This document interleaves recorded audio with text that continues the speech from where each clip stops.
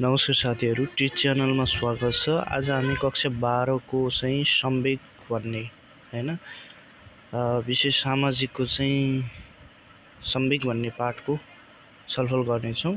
यो चाहिँ कक्षा 12 को एनईबी को लागि एकदमै महत्त्वपूर्ण छ। अब भोलिदेखि चाहिँ एक्जाम छ हैन, 17 गतेदेखि चाहिँ एक्जाम छ जुन सामाजिकको। हामीलाई चाहिँ त्यही लक्षित हामी यहाँ केही प्रश्नहरू हेर्नेछौँ। संवेग भनेको के हो? संवेग भनेको कुनै पनि वस्तु वा परिस्थितिप्रतिको चेतनायुक्त मानसिक प्रतिक्रिया नै संवेग हो भनेको छ हैन। जस्तै सुख, खुसी, उत्साह, दुःख, पीडा, रिस आदि संवेगका उदाहरण हुन्। त्यस्तै संवेग व्यवस्थापन भनेको के हो? यसलाई व्यवस्थापन कसरी गर्ने भन्ने कुरा हो हैन। संवेग व्यवस्थापन भनेको सकारात्मक वा तथा नकारात्मक दुवै प्रकारका संवेगप्रति सचेत रहने तथा त्यसलाई रचनात्मक तरिकाले परिचालन गर्ने क्षमतालाई संवेग व्यवस्थापन भनिन्छ। अर्को छ, किशोर अवस्थामा किन सहपाठी समूह महत्त्वपूर्ण हुन्छ?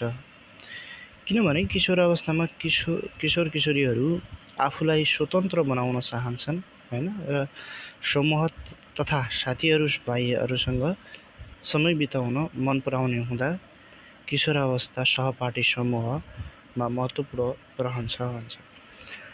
अर्को छ, अन्तिममा छ तपाईको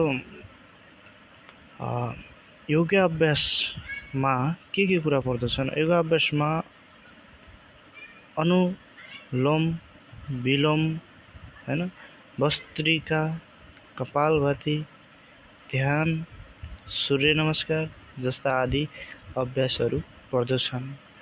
यो चाहिँ तपाईले नोट गर्न सक्नुहुनेछ हैन। यो चाहिँ एकदमै महत्त्वपूर्ण रहेको छ तपाईको लागि।